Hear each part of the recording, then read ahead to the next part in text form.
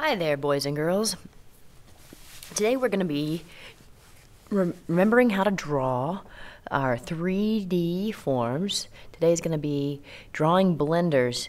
I hear that you're blending letter sounds, and because you're blending letter sounds, you got to have a tool to do that. And today we're going to use our art skills and some math skills to make our very own blender. Okay, now you guys may remember that when we're making forms, some of the forms we make are just shapes that have been squished. And this form that we're going to start with is kind of a cylinder form. And when we draw a cylinder form, we start with two dots. So here's our first one, and directly across from it, we have our two dots. So it's on an imaginary horizontal line. See that imaginary horizontal means it goes from left to right or matches the horizon. So the best way to get started on drawing the cylinder is to start with the top. And this is the Smosh Circle. So we start with a Mona Lisa smile, which is not a big smile, and draw and curve it up at the edge. And then, once you have your Mona Lisa smile, then you make the opposite curve and turn it into an oval. So it should match this bottom curve up above. So we'll call that a Mona Lisa frown, if she were to frown. And we all know that Mona Lisa doesn't actually frown. So then once we have it all together, we can loop it all the way around. And we have a really nice smushed circle, or an oval. In math, they call it an ellipse.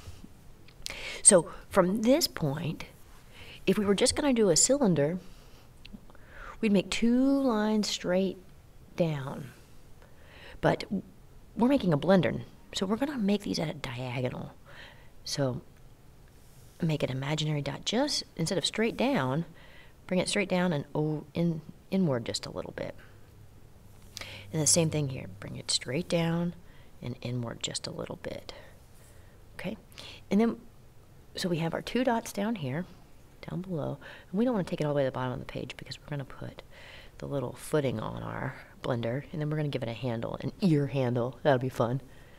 So take these lines from this dot up here. We're going to draw a straight line at a diagonal down to this bottom dot. Ready?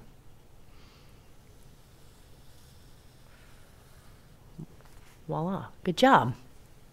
Now, from this dot on the left side, we're going to go down to the bottom dot on the left side at a diagonal. It's also a straight line. So we use two curves at the top and two diagonal straight lines. Okay, down here at the bottom, between these two dots, we're going to make a matching curved line, a matching Mona Lisa smile. So we'll warm up our pencil and keep that same curve going all the way down until we get to those dots. Want to keep it the same curve. You can warm up your pencil by kind of floating it above the dots. And then when you think you have it just about right, start pressing down softly. And then when you get the curve just the way you want it, you can darken it up. Okay, so now you have the container. Now, it's starting to look like a blender. How fun. Well, blenders have handles. Now, since we're going to be blending sounds, we're going to make our handle in an ear shape. Okay, an ear shape looks like a question mark sometimes. So start with a question mark, come out, down, and then we got to make an earlobe. So this is our question mark, and then turn it into a lobe instead of getting a dot at the bottom. Now, a handle is something we hold on to. We want to make it a form, then we have to make a line that matches it, parallel to it.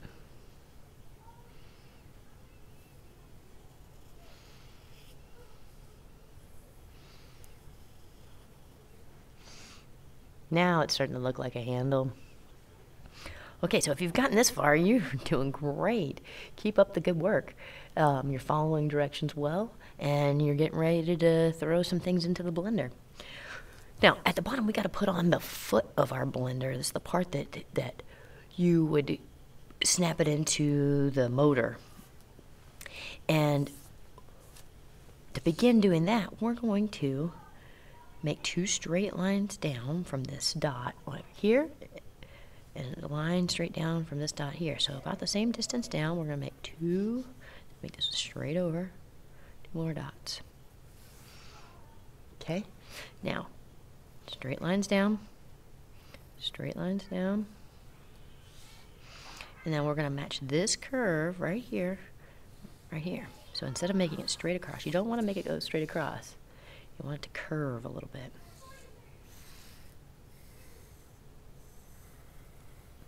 Okay, once you have that curve, you have got the foot on your blender.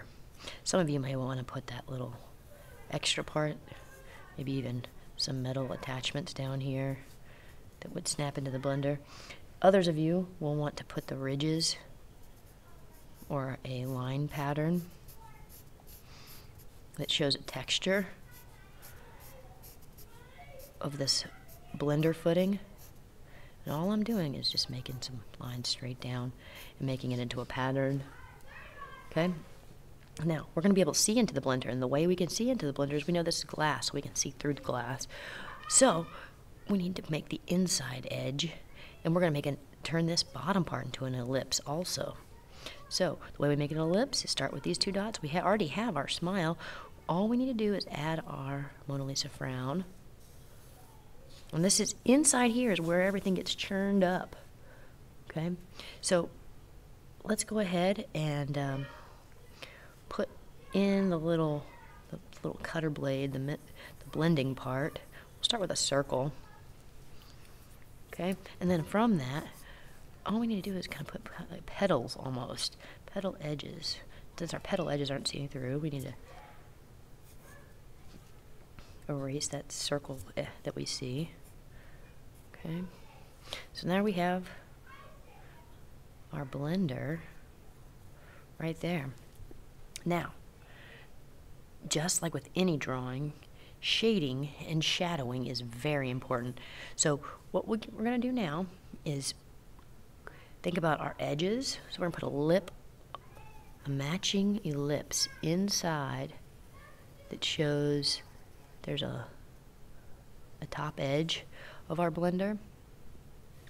We might even put the little edge inside the ear or the handle shape.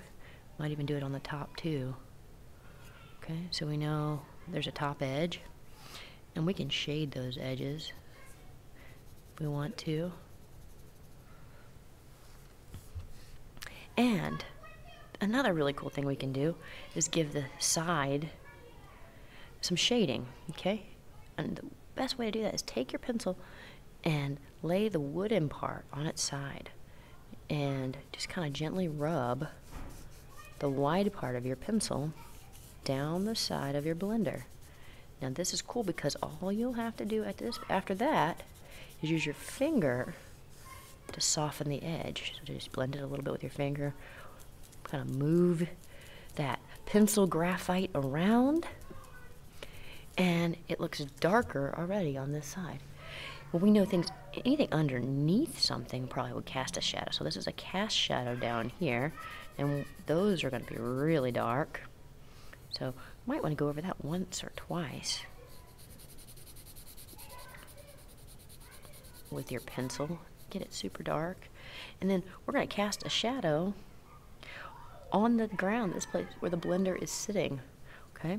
So we're going to make an imaginary line, and this imaginary line is going to go in the direction away from the handle and towards us a little bit in a diagonal line. Okay? And so, again, take your pencil, put it on its side. This time you're going to press a little bit harder, and everything closest to the blender is going to be super dark. You might want to go back in and touch it up, make it super dark.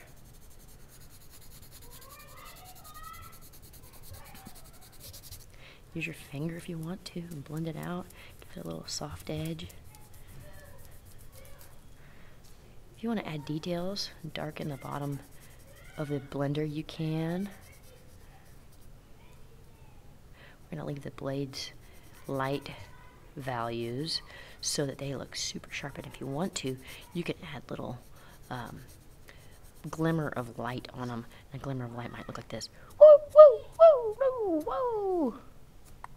Well, that's so much more fun whenever you make sounds when you draw. So we made a little glimmer of light sparkle off our blender blade. And voila, you have your blender.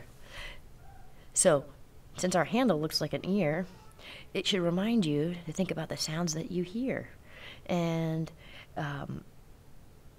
when you're all done, you can either just add in letters with some interesting materials, like you could do a red letter and a blue letter in paint and then mix it all together, and then you would have the blend that would make purple. You could use pastels, or you could just put your own little letter blends in however you want to in your blender. Oh, one more thing. If we shade in and shadow this top edge, it'll look really 3D. So use your pencil to shade it. Get a crisp top edge. Use your finger to soften it. If you want to take your pencil and make sure the top edge itself, not the inside part, but the top edge, is super shiny, you can. If you want to put a shine up here, making this do a star. Ready? Woo! Woo! Woo! Woo!